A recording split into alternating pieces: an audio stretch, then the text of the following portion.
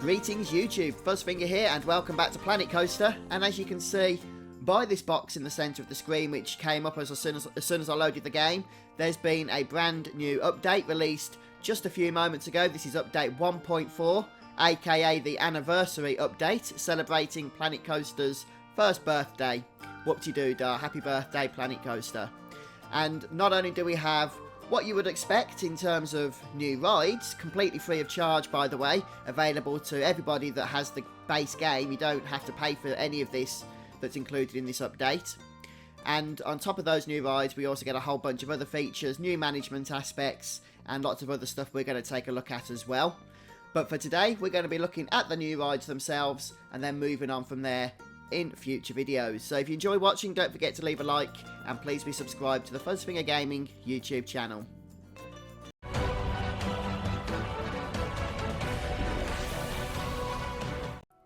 Okay, so I've just loaded a park that I built before the update, one that actually I built with my children, and I'm not sure if loading a 5,400 guest park was probably the best idea to showcase some of these new rides, but we'll see how we get on, shall we, in terms of FPS and lag. It's okay playing the game, but it's actually more to do with recording at the same time as playing, which just uses more computer resources. Anyhow, there's two new flat rides, technically one, but it has a slightly adjusted version of itself as well. So we'll have a look at that first. If we go under rides here, and we'll look at the adjusted one first, since it's probably slightly less impressive, and there's a reason for that. So this is the Mont Leon, and it's actually a traditional fairground ride. So we'll go ahead and turn this on. You can, of course, go ahead and select all your various colours and what have you, as you would expect, and it's got some wonderful lighting with it as well. I'm just going to turn things over to nighttime. So it's quite a nippy thing, but it also has a nice little trick up its sleeve, which you'll see in a minute. And those of you that have ridden one of these in real life will no doubt know what to expect here. Let's just keep watching for a moment.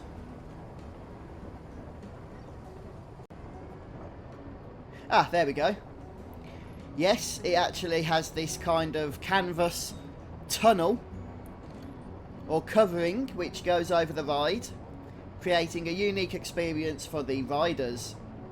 Now this, I mentioned, was actually an edited version of the original, so you can actually build this version if you want to go ahead with your own custom scenery, and obviously it's just an open ride, so you can go ahead and build around it as you would wish to do so.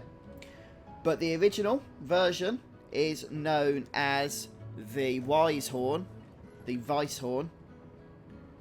And if we just head over to rides once more, it's exactly the same, but it has, being a traditional fairground ride, the traditional fairground look to it. The roof, and some extra lighting around the roof. So everything else on this ride is identical to the one you've just seen, apart from this extra bit of scenery. So if you're happy with the default look, this one here is what you're going to want to build. And of course, you can go ahead and change all of the colours with this as well. Or if you'd rather create your own custom look for this ride, then this version is what you would like to build. In terms of the operation, they're both identical. They both have that carpooling, canvassy covering thing throughout the ride. We'll just have a look at this one here. There it goes, look. And let's see if we can ride this bad boy. Of course we can. So that would be quite an interesting experience.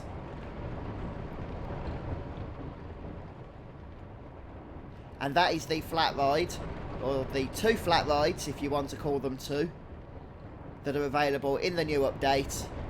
But on top of these flat rides, we also have a bunch of coasters. So maybe we should take a look at those next. So there are three new roller coasters that have been included with update 1.4, and all three of them are roller coaster types that people, you know, are going to be putting to good use, I assure you with that. The first one I want to show you is known as Zenith, and it's based, as all of these are, on a real life counterpart. So this is a launch coaster. Now you might be thinking, Okay, well, we've got launch coasters in the game already, and that is true, we have. But this is actually based on the popular launch coasters that you get in real life, the strata coasters. So, for example, Top Thrill Dragster, King Dakar, and if you're in the UK, as I am, Colossus, for example. Colossus? No, Stealth. Getting my roller coasters mixed up there. So you can launch your train across the track, and then it will go up the incline vertically, and then over the crest of the hill before rolling down and making its way back to the station. Now, one of the good things about this particular track design are the custom supports. In fact, let's have a look at one I built earlier. And when I say I built earlier, I mean Frontier built this one. And it just happened to be a blueprint that I was able to plonk down. Look at this. I'm talking proper Stratocoaster design there, with the actual supports that you would expect to find in real life. Let's just take a quick closer look at those. It's pretty interesting. You get the gantries and all sorts. Wow, that's very, very impressive. So let's take a ride, shall we? And it'll probably help if I actually selected the right roller coaster.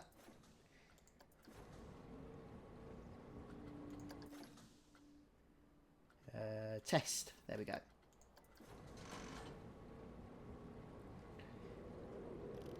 And we're off. So you can obviously theme this as well yourself. Maybe have some sound effects. Some voice countdown before the launch, which is pretty typical on these type of rides.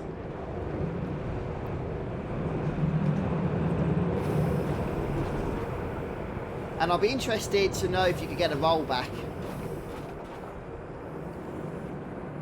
at times if you design the crest of the hill just a nance too high. As that tends to be the case in real life, doesn't it? That the hill is just at the height where 99% of the time the train will make its way over. But just every now and then, that 1 in 100 or whatever, it won't quite make it over the top and will roll back down backwards.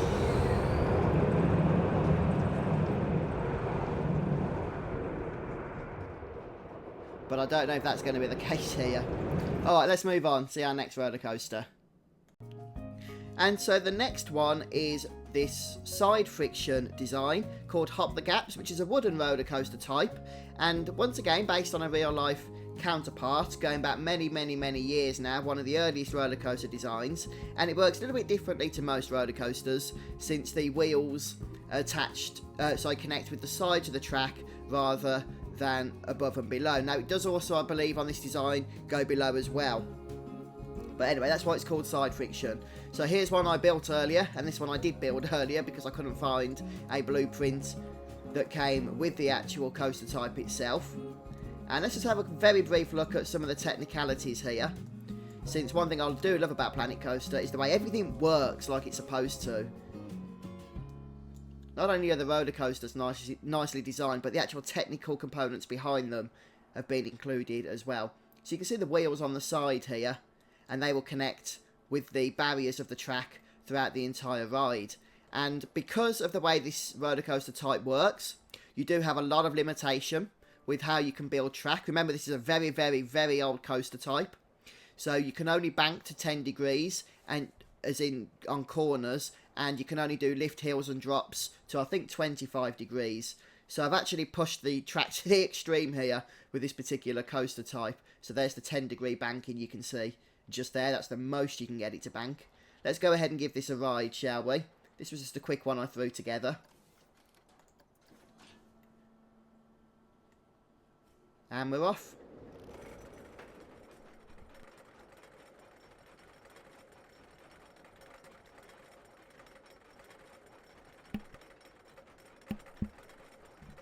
So this is my first time riding. I don't actually know if track smoothing is available or not with the side friction. I would assume it is. I haven't actually looked, but I haven't used it if it is. I'm just going to have a look around the car while we're going up the lift hill here. Not really a whole lot to see there.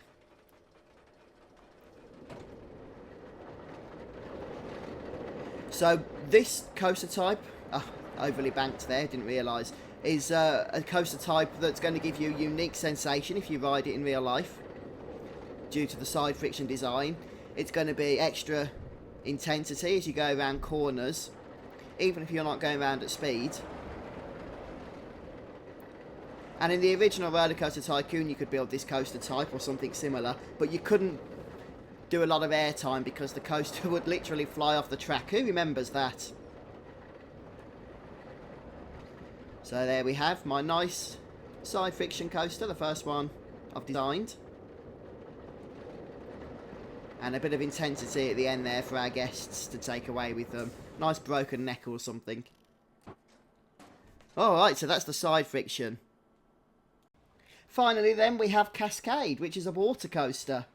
And I have actually ridden a water coaster in real life at SeaWorld in Orlando. And I believe the blueprint that Frontier have given us for this ride might actually be based on that. The original was called Journey to Atlantis. And the fact that that was a water coaster was a kind of surprise until the end. So that was a lot of fun for me. I remember going on that a good few years ago now though. Ah, to reminisce.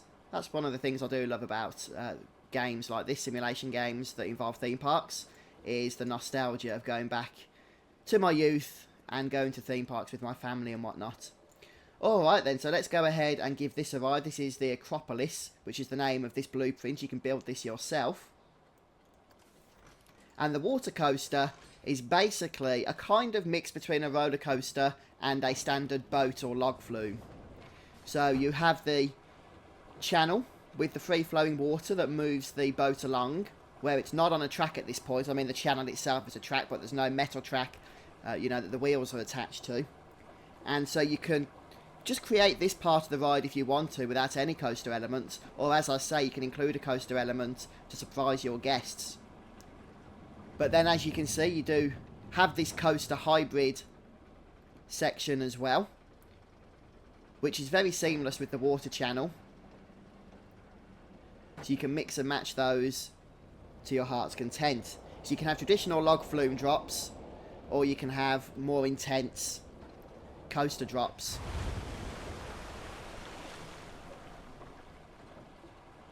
Yeah, I think I'll be using this one a lot in my parks. I'm very happy that a proper water coaster has been included with this update.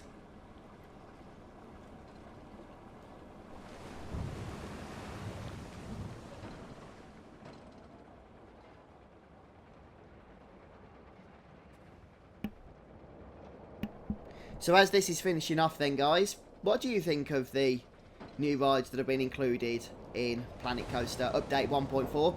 Don't forget that these are completely free, as I mentioned at the start. So they're not DLC. If you own the base game, you can download this update now on Steam and use all of these new rides in your own parks. And of course, 2 out of the 3 roller coasters I've used the Frontier blueprints, but you can go ahead and make your own designs as well, but just for the sake of time I've done this. So there's actually a ton more included in this update as well. But for today, I am going to finish off here, having shown you all of the new rides that are available, and we'll be looking at some of the new features, including a new feature that is going to be quite a big change to how coaster cars work. And I'll show you that in the next episode. So thanks for stopping by today. If you have enjoyed this video, don't forget to leave a like, and please be subscribed to the FuzzfingerGaming YouTube channel to be kept notified of more Planet Coaster videos in the very near future. See you then, guys. Take care.